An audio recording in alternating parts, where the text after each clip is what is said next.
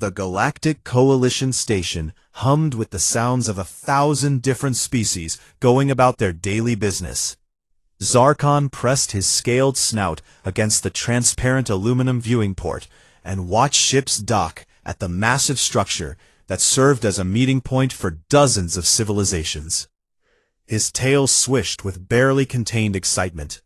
Behind him, his two clutchmates were equally restless. "How much longer must we wait?" Velthra growled softly. Her amber eyes gleamed with the predatory intelligence that marked all Krithok as apex hunters. Rixtal, the smallest of the three cubs, was already pacing near the entrance to their assigned waiting chamber. "The diplomatic meetings always take forever," Rixtal muttered. "Language," Zarkon reminded him.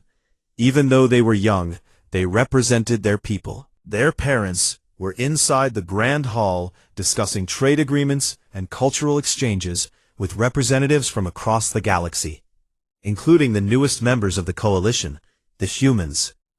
The Krithak were proud warriors from a death world where everything evolved to hunt or be hunted. Their species had carved out an empire through strength and honor. They respected power and understood the language of combat better than any flowery diplomatic speech. When the humans had joined the Coalition 3 cycles ago, the Krithak had been skeptical. These pink-skinned bipeds looked soft and weak. But the reports said otherwise. Humans had fought off 3 different hostile invasions before the Coalition even knew they existed. They had taken their tiny yellow star's single habitable world and turned it into a fortress. They had split the atom, crossed their own solar system, and done it all while fighting amongst themselves. The Krithak elders called them paradoxical warriors, beings who could be both gentle and absolutely brutal. Zarkon wanted to understand them. "I am going to explore," Velthra announced suddenly. "We were told to stay here," Rixtal began. "We were told to wait in this section of the station," Zarkon corrected. "The entire diplomatic quarter counts as this section." That was all the permission they needed. The 3 cubs slipped out of their waiting chamber and into the wide corridors. The diplomatic quarter was less crowded than the commercial sections. Here the architecture blended styles from hundreds of worlds. Krithak stonework sat beside flowing Aquarian water sculptures. Tentacled Void Dweller art decorated walls next to Centaurian crystal gardens. And then they found the human section. It looked so different from everything else. Where other species decorated with precious metals or living plants or energy fields, the humans had simple metal panels painted in what their datapads called eggshell white. Clean lines, practical lighting, everything designed for function. "It looks like a military installation," Velthra observed. "Maybe that is just how they live," Rixtal suggested. They walked deeper into the human quarter. Most of the humans were at the diplomatic sessions, so the corridors were empty. The cubs found themselves in front of a door marked with human symbols. Zarkon's translator implant parsed the text, "Maintenance storage." The door was unlocked. "Should we?" Rixtal asked. "We are not stealing," Zarkon reasoned. "We are conducting cultural research." Inside, they found shelves stocked with strange items. Bottles of various sizes, cloth materials in neat stacks, long handles attached to absorbent rectangles. Everything was organized with military precision. "What is all this?" Velthra picked up a yellow bottle with blue liquid inside. "Cleaning supplies," Rixtal read from a label. "They have an entire storage room for cleaning?" The Krithak kept their spaces clean through automated systems and occasional deep purges. This level of organization for mere cleaning seemed excessive. That was when Zarkon found it. The object was roughly the length of his forearm, made of some translucent material that let him see the blue liquid inside. At the top was a mechanism, a trigger under a curved handle. A narrow tube extended from the base into the liquid. At the front, a small nozzle. His warrior training kicked in immediately. He recognized a trigger system when he saw one. This was a weapon. Look at this, he held it up. Velthra and Rixtal moved closer. Their eyes widened. A projectile weapon, Velthra breathed. Look at the trigger discipline required. Rixtal pointed at the guard around the trigger. This is sophisticated. Zarkon turned it over in his claws. The design was brilliant, lightweight enough to carry concealed. The transparent housing let the user see remaining ammunition. The trigger mechanism was smooth and responsive. The nozzle could probably adjust for different spread patterns. Why would they leave a weapon in a cleaning closet? Velthra wondered. Concealment, Zarkon said immediately. Think about it. Who would look for military hardware in cleaning supplies? It made perfect sense. Humans were known for their tactical thinking. This was probably a standard-issue assassination weapon. Small enough to hide, powerful enough to eliminate targets, innocent-looking enough to carry anywhere. We should not have this. Rixtal's voice trembled slightly. We should study it, Zarkon countered. Our parents need to know what humans are capable of. What if there are more of these hidden around the station? We could be in serious trouble if we are caught with a human weapon, Velthra pointed out. Then we do not get caught, Zarkon decided. We take it, we study it in private, we learn what we can about human combat technology, and then we return it before anyone notices. The logic was sound. As future warriors of their people, understanding potential threats was their duty. The fact that humans left such weapons lying around only proved how dangerous they were. If this was what they considered expendable enough to store with cleaning supplies, what were their actual military weapons like? Zarkon carefully tucked the spray bottle under his arm. We tell no one about this, he instructed his clutchmates. We swear on our honor as Krithak. On our honor, Velthra and Rixtal repeated. They slipped out of the storage closet. The human quarter remained empty. They made their way back toward their section of the station, moving quickly but not suspiciously. Other species passed them in the corridors. A group of Centaurians on some errand. 2 Aquarians floating in their mobility spheres. A human. The cubs froze. The human was older, wearing what looked like a maintenance uniform. He carried a container of tools and was walking toward them.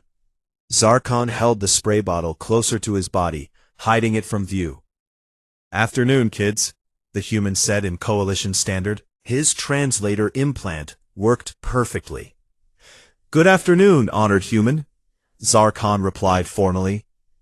The human smiled, a gesture that showed teeth, which in Krithak culture was a threat display.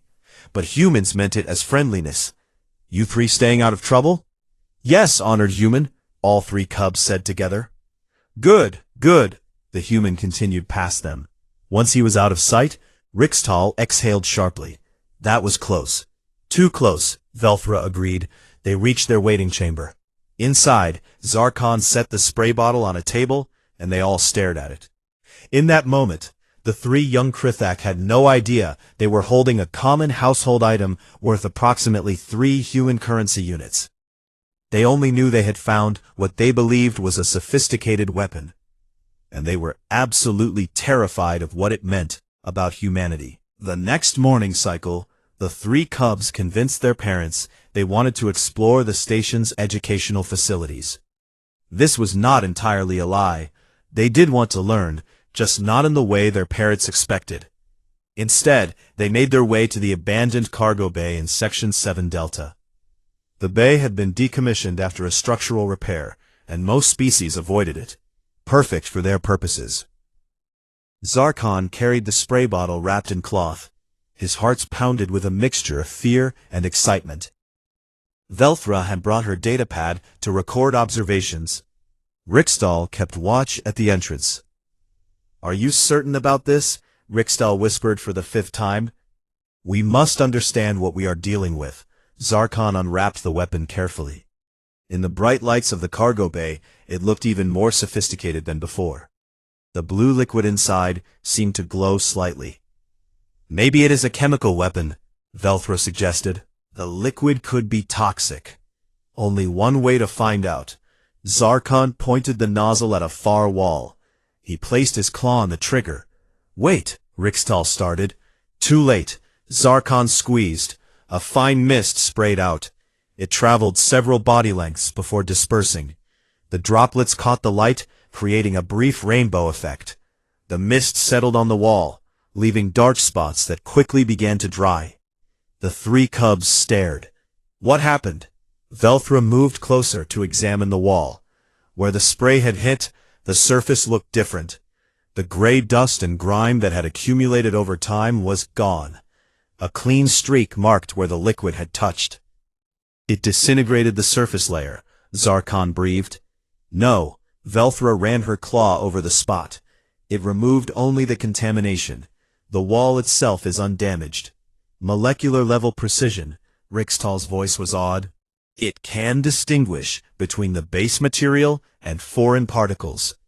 This was worse than they thought. A weapon that could selectively disintegrate specific materials.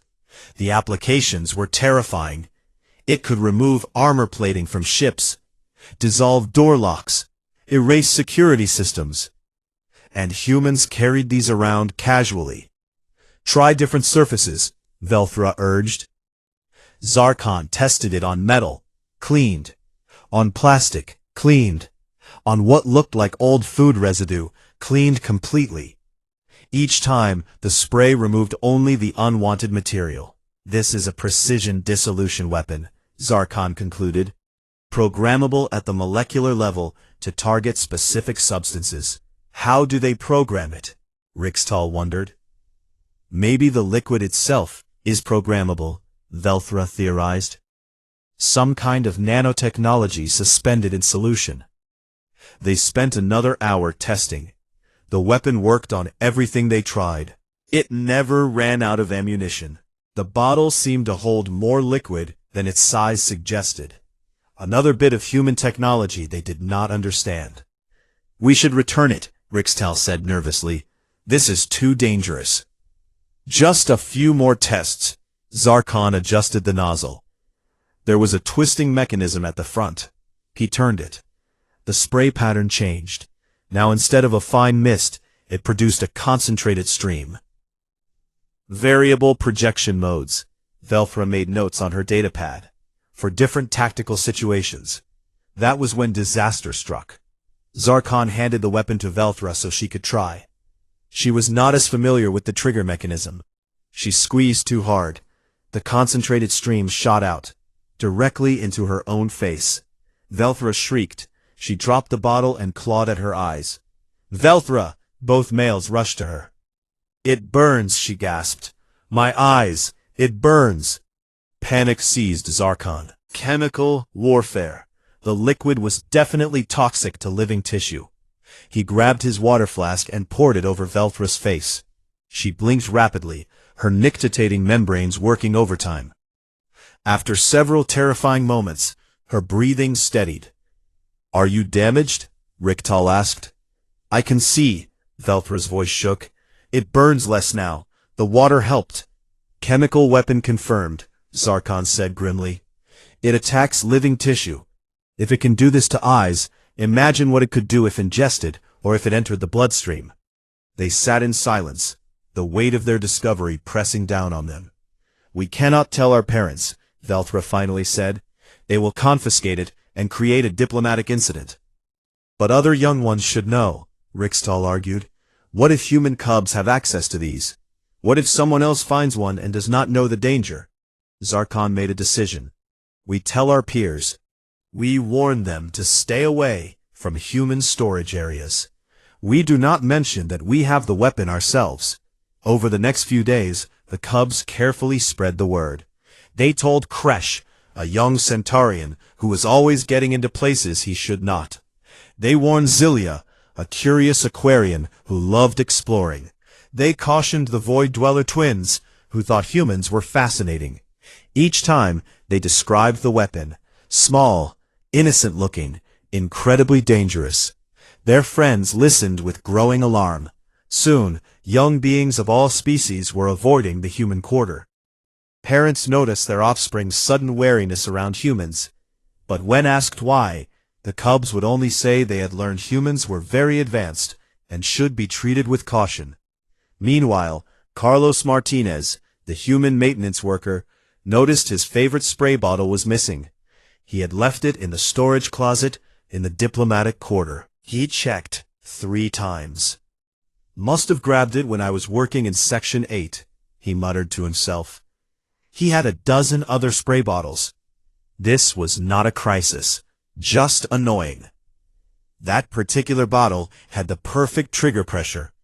He made a note to check his other storage areas, but he had a broken air filter to fix and a malfunctioning door panel to replace. The spray bottle could wait." Back in their quarters, the 3 Krethak cubs kept the weapon hidden in a sealed container under Zarkon's sleeping platform. They took turns standing watch. They jumped at every sound. The weight of carrying such dangerous contraband made them paranoid. "What if they do a security scan?" Rixtal worried. "The material is not metallic," Velthra said. "Basic scans will not detect it." "What if they do a chemical scan?" Rixtal pressed. "Then we tell the truth," Zarkon decided. "We found it. We were studying it. We meant to return it." "They will never believe we took a weapon just to study it," Velthra pointed out. She was right. In Krithak culture, taking a weapon meant preparing for combat. There was no concept of borrowing something so dangerous for mere curiosity. That night, Zarkon could not sleep. He kept thinking about the weapon, about what it meant. If humans left these lying around, what did their military carry? What other horrors did they possess? He had grown up hearing stories of Krithak warriors. His grandfather had fought in the border wars. His mother commanded a battleship. He came from a long line of proud fighters. But humans scared him. Not because they looked dangerous. That was the terrifying part. They looked soft, fragile. They had no natural armor, no claws, no venomous bite. They could not survive in vacuum. By all logic, they should be prey species. But they had conquered their world. They had fought wars that would have destroyed other civilizations. They had built weapons that could crack planets. And they did it all while inventing things like spray bottles that could selectively dissolve matter. What kind of species weaponized cleaning? The next morning, the cubs attended their education sessions. But Zarkon could not focus. His teacher droned on about coalition history, while his mind raced with images of humans and their terrible casual violence. After class, Velthra pulled him aside. "I have been researching human culture," she said quietly. "I accessed the open databases." "And?" Zarkon prompted. "They have thousands of different weapons. Projectile throwers, energy weapons, explosive devices, chemical agents, biological weapons, nuclear fire. They have created ways to kill that we never imagined." "We knew this already," Rixtal said. "But that is not what scares me," Velthra continued. "What scares me is that they also have thousands of different cleaning products. They have specialized chemicals for every surface, different formulas for different tasks.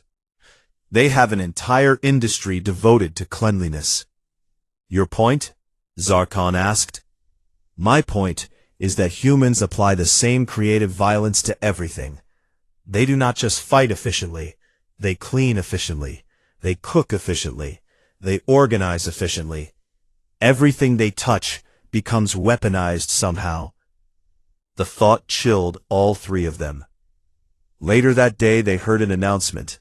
Human maintenance staff were conducting inventory checks. They were looking for missing supplies. The cubs looked at each other. Their time was running out. The announcement changed everything. Human maintenance staff were conducting a full inventory of all equipment. They specifically mentioned cleaning supplies and chemical storage. Zarkon paced in their quarters, while his parents attended another diplomatic function. Velthra sat with her head in her hands. Rixtal kept checking the door. "They know something is missing," Velthra stated the obvious. "They will search every section," Rixtal added. "If they find it here, they will think we stole military equipment," Zarkon finished. "Our parents will be disgraced. The diplomatic relations between our people and humans will be damaged. They might think it was espionage. The weight of potential consequences crashed down on them. What had started as curious exploration had become an interstellar incident waiting to happen. We have to return it, Zarkon decided. Tonight, before the full inventory begins. The human quarter will have increased security now. They are looking for contraband. We do not have a choice.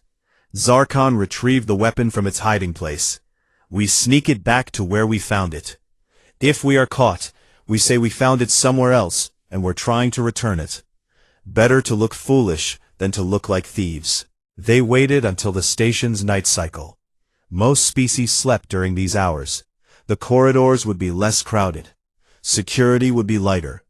The three cubs moved through the dim passageways. Emergency lighting provided just enough illumination. Their Krithak eyes, evolved for hunting in low light, gave them an advantage. Zarkon carried the spray bottle, wrapped in dark cloth. They reached the human quarter without incident. The corridors here were even quieter. Humans seemed to actually sleep during night cycles, unlike some species that had multiple rest periods. Almost there, Zarkon whispered. They turned a corner. A human stood in the corridor. All three cubs froze.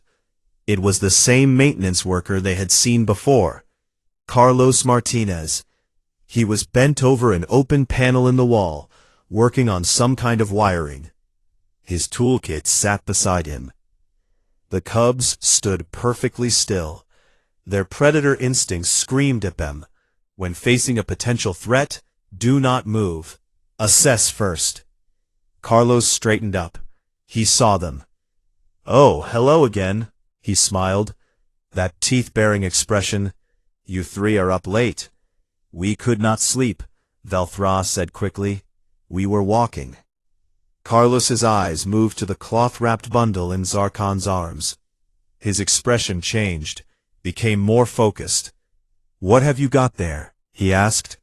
Zarkon's mind raced. Every predator instinct told him to run, but running would confirm guilt. He unwrapped the cloth slightly, revealing the spray bottle. Carlos's eyes widened. Hey, that is my good spray bottle. I have been looking everywhere for that. He stepped toward them. The cubs backed away. Where did you find it? Carlos asked. He did not sound angry, just curious. We found it, Rixtal started. In a storage closet, Velthra added. We were returning it, Zarkon finished. Their voices overlapped nervously. Carlos took another step. He reached out his hand. Well, I appreciate the honesty. Can I have it back? This was it, the moment of transfer. Zarkon knew from his warrior training that exchanges were vulnerable moments. If Carlos was going to activate the weapon against them, it would be now. His hands shook slightly. Carlos reached for it. At that exact moment, proximity alarms blared. A mechanical voice announced a pressure fluctuation in an adjacent section. Carlos jerked his head toward the sound. Zarkon flinched. The spray bottle slipped from his grip. It fell. Time seemed to slow. The bottle hit the deck. It landed at an angle. The trigger mechanism compressed against the floor. A stream of blue liquid shot out. It sprayed across Carlos's boots and lower pants. The cubs screamed and ran. Wait, kids! Carlos called after them. But they were already sprinting down the corridor. Terror gave them speed. They had just seen a human get hit with his own chemical weapon. What would he do? Would he retaliate? Would he call security? They ran blindly, turned corners without thinking, just needed to get away. Behind them, they heard heavy footsteps. Carlos was following. Please stop. I just want to talk, his voice echoed. Talk. Right before he deployed more weapons. The cubs had seen enough human entertainment feeds to know what talking meant in combat situations. They burst into a wider corridor. This section connected the diplomatic quarter to the residential areas. A few late-cycle beings were present. A Centaurian couple, an Aquarian in its mobility sphere, others. The cubs ran past them. Carlos rounded the corner behind them, still calling. "Come back. No one is in trouble." More lies. The cubs knew trouble when they saw it. They reached an intersection. Which way? Zarkon's mind blanked. He turned left, straight into someone. He bounced off a larger body and fell backward. Looked up. His father stood there, dressed in formal diplomatic attire. Next to him was Velthra's mother and Rixtal's parents. "Zarkon? What?" his father began. The other two cubs crashed into them, scales flushed with fear. Carlos appeared behind them, slightly out of breath. His boots and pants were wet with blue liquid. The Krithak parents immediately moved between the human and their offspring.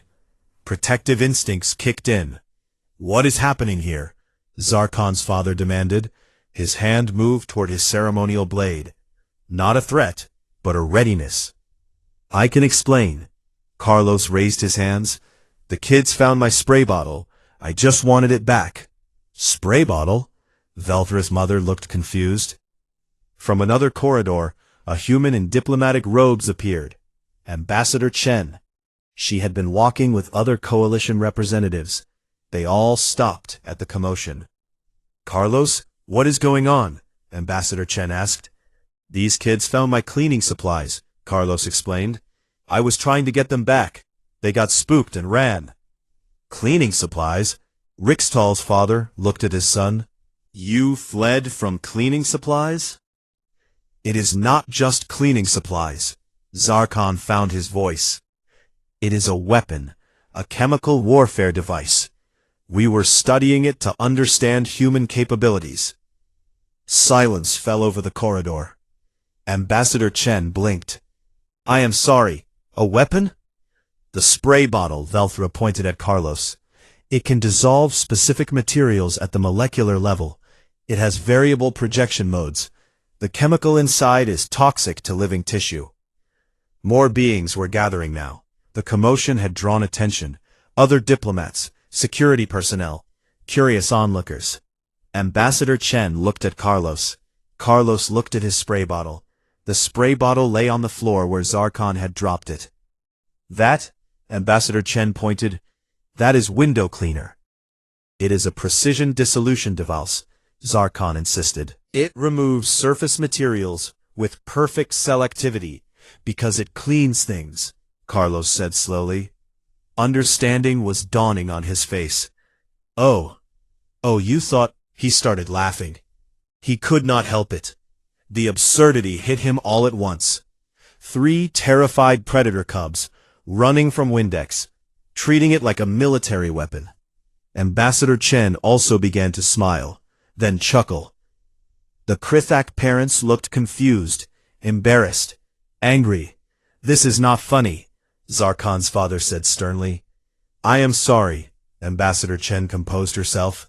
"I am truly sorry, but I think there has been a serious misunderstanding. May I?" She walked to the spray bottle, picked it up, checked the label. "This is a common household cleaning product," she explained. "Humans use it to clean glass and smooth surfaces. It is sold in every store on Earth. Children use it. It costs about 3 credits. The cubs stared. The trigger mechanism, the variable spray modes, the molecular precision. "Makes it good for cleaning," Carlos added. He was still grinning. "Humans just like things to work well, even basic stuff." "The chemical burned my eyes," Velthra said weakly. "Because soap in eyes hurts," Ambassador Chen explained gently. "You are supposed to spray it on surfaces, not faces. Did you read the warning label?" The 3 cubs looked at each other. They had not read the warning label. Shame and embarrassment washed over them. The gathered crowd was murmuring. Some beings were chuckling. The cubs had created an interstellar incident over window cleaner. Zarkon's father closed his eyes. "We will discuss this later." "If I may," Ambassador Chen interjected, "I think this is actually a valuable learning opportunity about human culture and cross-species understanding." But the cubs barely heard her. They were too busy, wishing the deck would open and swallow them whole. The conference room felt much larger and emptier than it should. The cubs sat on one side of the table, their parents standing behind them. On the other side sat Ambassador Chen, Carlos Martinez, and Station Security Chief Vorin, a stern Centaurian who took protocol very seriously. Chief Vorin reviewed his datapad. So, to summarize, 3 Krithak juveniles entered human storage facilities without authorization, removed property, conducted weapons tests in a restricted area, and fled from station personnel. When you put it that way, Zarkon's father began. Is there another way to put it? Chief Vorin's multiple eyes blinked in sequence.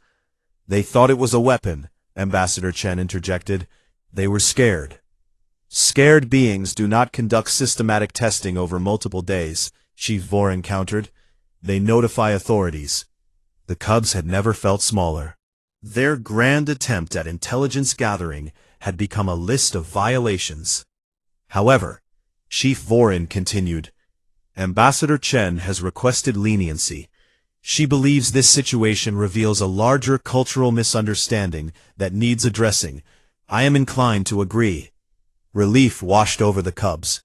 But there must be consequences, he added. Learning requires accountability. Zarkon's father nodded. Of course, we will determine appropriate punishment. Actually, Ambassador Chen leaned forward. I have a suggestion, if you are willing to hear it. Everyone turned to her. Let Carlos show them what he actually does, she proposed.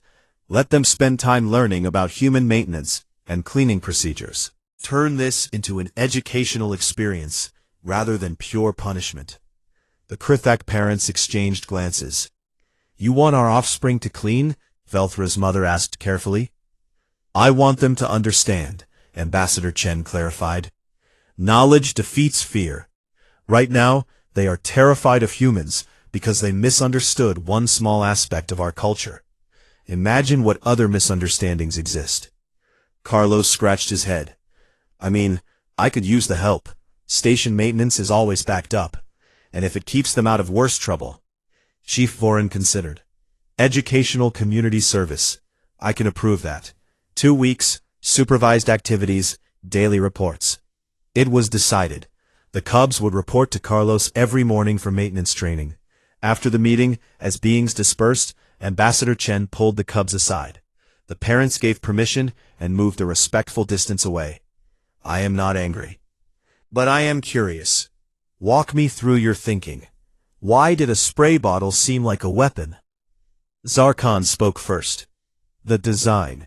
Trigger mechanism, ammunition reservoir, variable projection system, lightweight construction. Those same features make it good for cleaning, Ambassador Chen pointed out. But why would you need such sophisticated engineering for cleaning? Rixtal asked. Ambassador Chen paused. That was a good question. Humans apply serious engineering to everything, she admitted. We cannot help ourselves.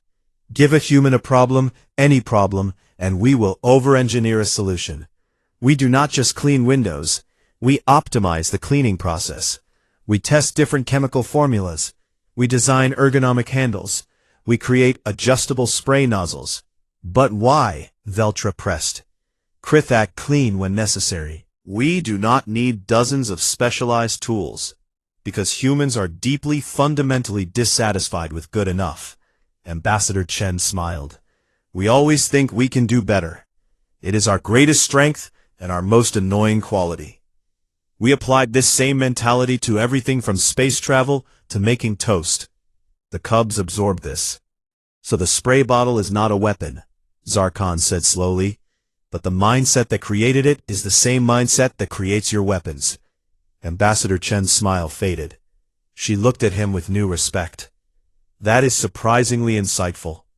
Which means, Velthra continued the thought, everything humans make is potentially dangerous because you approach all problems with the same intensity. We did not mean to scare you, Ambassador Chen said seriously. Most humans are peaceful. We like our comfortable lives, our families, our hobbies. But, yes, When we needed to fight, we fought with the same dedication we give to everything else. That is what makes you terrifying, Rixtal said quietly. Not your weapons, your mindset. Ambassador Chen had no response to that. It was perhaps the most accurate assessment of humanity any alien had ever made.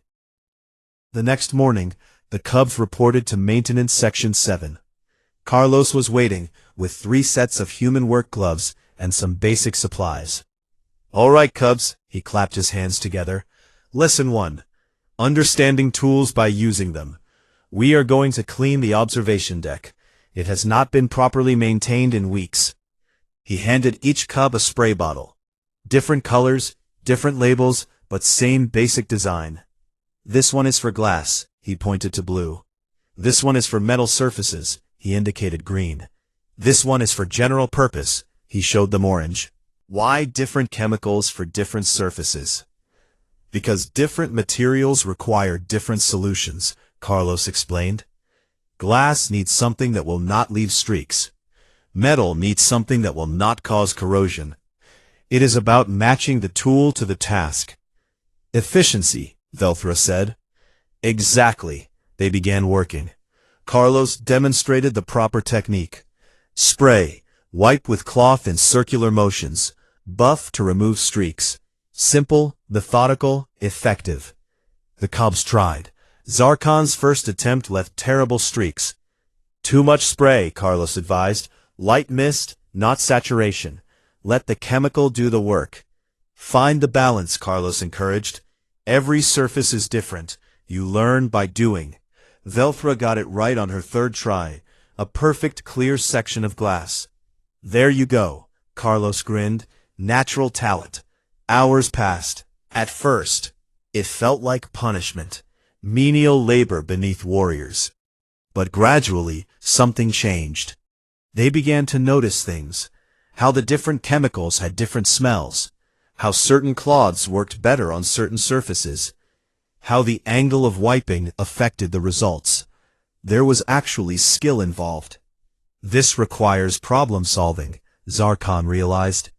Every job does, Carlos said. People think maintenance is mindless. It is not. You have to diagnose problems, choose correct tools, adapt to circumstances. Yesterday I fixed an air filter. The standard approach was not working. Had to improvise. Used a magnetic coupling from a completely different system. Made it work. Improvisation, Velthra noted. We have studied human military history. Improvisation is a common theme.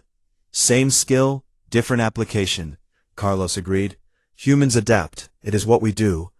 During a break, Rixtal asked, Do you ever use actual weapons? In your work?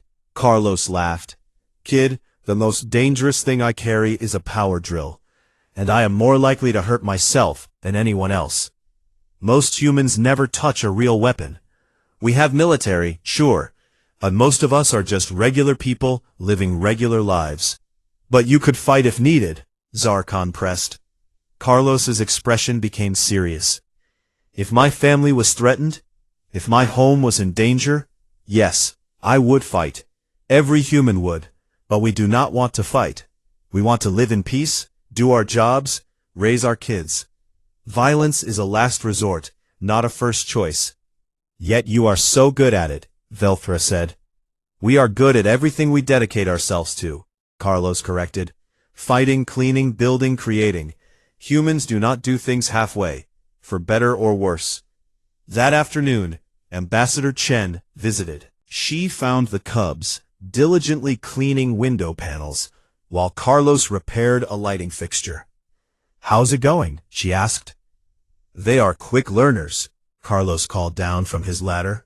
Another week and I might actually get caught up on my backlog. The Cubs showed her their work. Clean, clear glass panels that sparkled in the station's artificial light. I am impressed, she said sincerely. Ambassador, Zarkon set down his spray bottle. I have a question. Ask. Why do humans make everything so complicated? Why not just accept simple solutions? Ambassador Chen thought carefully. Because simple is not always better. Sometimes complicated is more reliable. Sometimes over-engineering prevents failures. Sometimes we just enjoy the challenge of making something work perfectly. Humans are not satisfied with barely functional. We want optimal, even for window cleaning, Rickstall said. Especially for window cleaning, Ambassador Chen smiled. Because if we can make window cleaning perfect, we can make anything perfect. It is practice, it is philosophy, it is who we are. The cubs understood then. Humans did not separate their lives into important and unimportant tasks. Everything received the same focused attention, the same drive for improvement, the same refusal to accept limitations. It was not that they weaponized cleaning supplies. They approached weapons and cleaning supplies with the same fundamental mindset. Improve, optimize, perfect. That mindset had taken them from primitive tool users to spacefaring civilization in an evolutionary eye blink.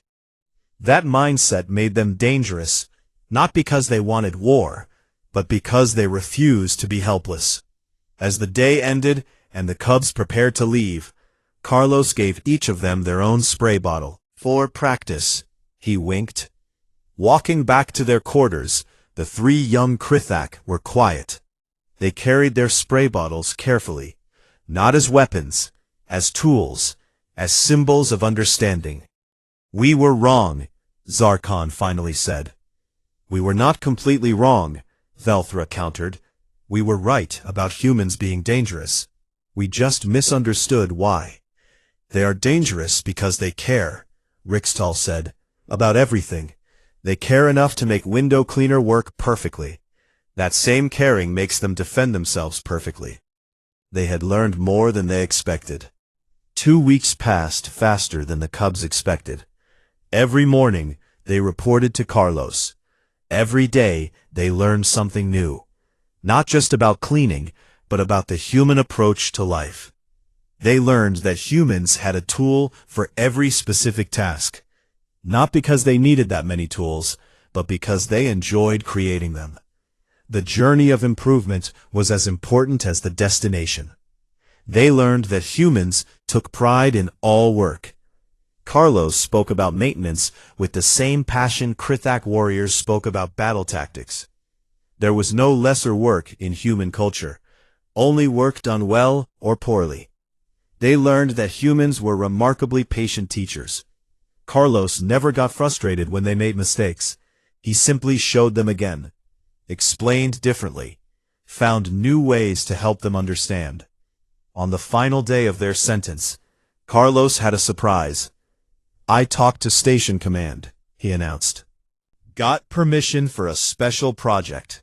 You three are going to help me restore the old observation lounge in Section 12.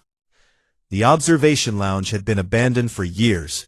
It occupied a prime location with massive viewport panels overlooking space.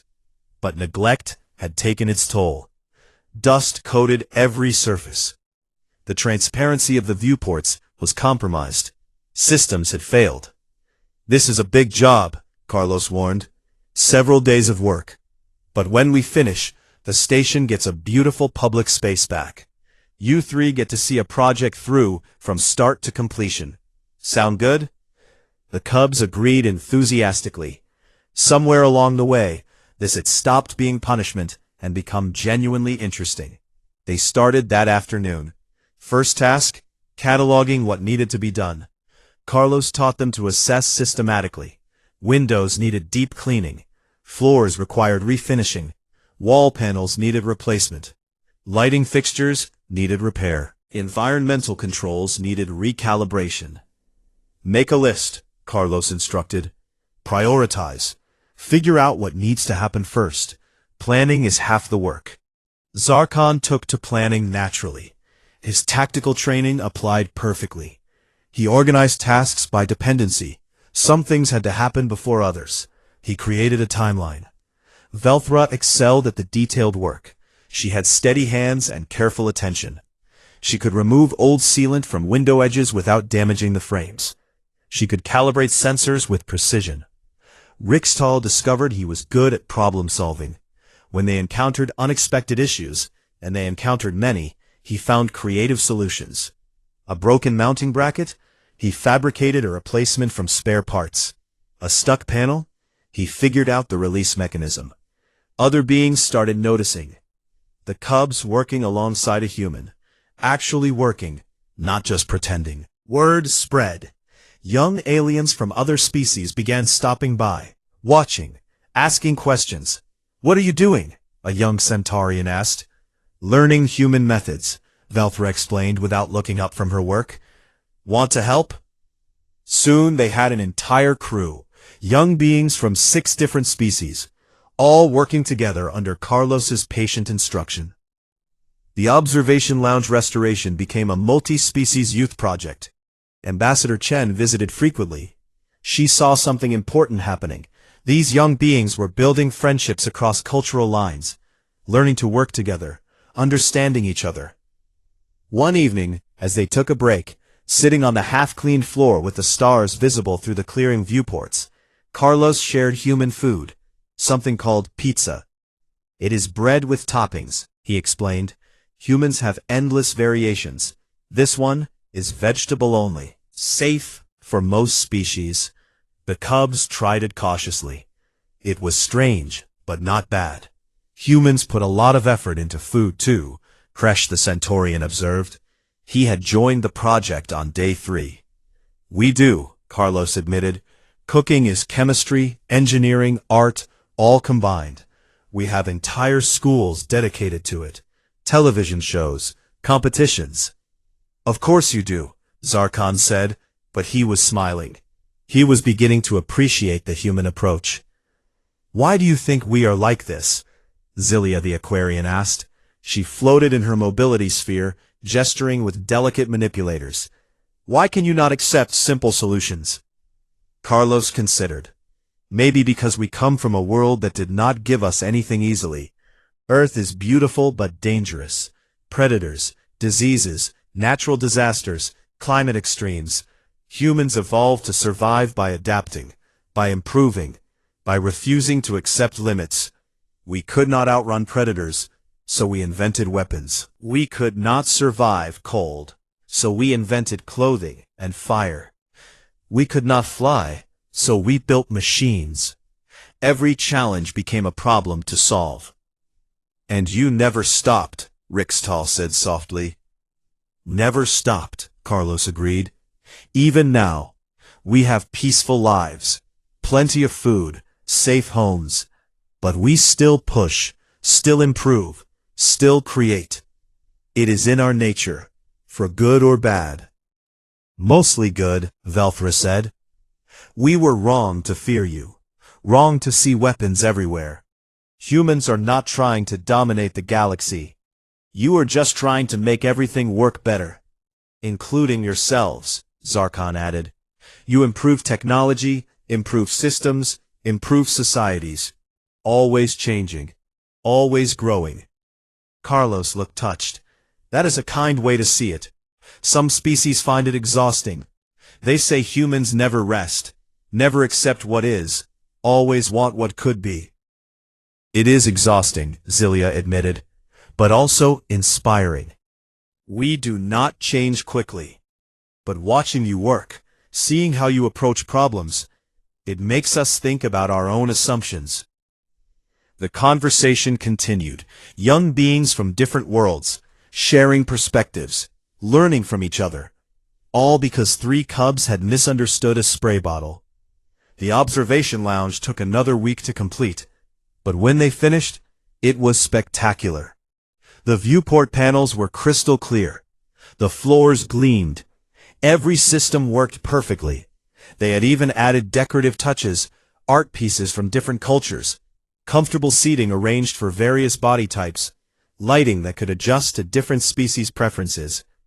Station Command held an opening ceremony. Dignitaries attended. The cubs' parents came. They looked proud, but also amazed at what their offspring had accomplished. Chief Vorin gave a brief speech. "This project began as consequence for misunderstanding. It ends as a monument to cooperation. Let this space remind us that different perspectives can build something beautiful together. Ambassador Chen presented certificates to all the young beings who had participated. When she reached the 3 Krithak cubs, she paused. You 3 started this. Your curiosity, even misdirected, led to something wonderful. Never lose that curiosity. Just maybe ask more questions before drawing conclusions. Everyone laughed. Carlos had one more surprise. He presented each cub with a gift, a spray bottle, but these were special. Human-made, yes, but decorated with Krithak symbols, their names etched in both human letters and Krithak script. These are yours, Carlos said, to remind you that humans can be friends, that understanding requires effort, that asking questions is better than making assumptions. Zarkon held his bottle. It was beautiful, practical yet personalized, so very human. Thank you, he said, for teaching us, for being patient, for showing us who humans really are. Thank you for being willing to learn, Carlos replied. Weeks turned into months.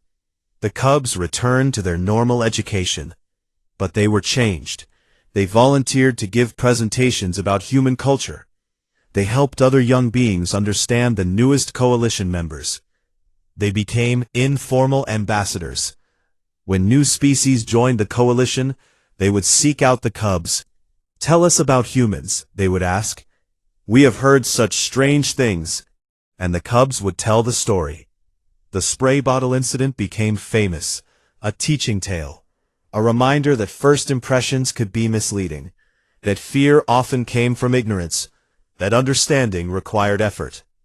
One day, a full cycle after the incident, Ambassador Chen asked the cubs to speak at a coalition youth conference. Representatives from 40 species would attend. The topic: Building Bridges Across Cultural Divides. The cubs prepared carefully. They decided to tell their story honestly, embarrassment and all. Standing before hundreds of young beings from across the galaxy, Zarkon began. We want to tell you about the time we thought window cleaner was a weapon. Laughter rippled through the audience. He told the whole story, finding the bottle, the testing, the chemical burn, the chase, the confrontation, the learning. Velthra took over. We learned that humans are dangerous, but not the way we thought. They are dangerous because they never give up, because they improve everything, because they approach all problems with the same dedication. Rixtal concluded, but we also learned they are kind, patient, willing to teach. Humans could have been angry, could have demanded harsh punishment. Instead, they gave us understanding. They gave us friendship. Questions flooded in. Young beings wanted to know more about humans, about working with Carlos, about cross-species cooperation. The cubs answered everything, shared everything they had learned. After the conference, as they walked back to their quarters carrying their personalized spray bottles, Zarkon felt different, older somehow, not just physically, but mentally. We have become what we feared, he said suddenly. His clutchmates looked at him.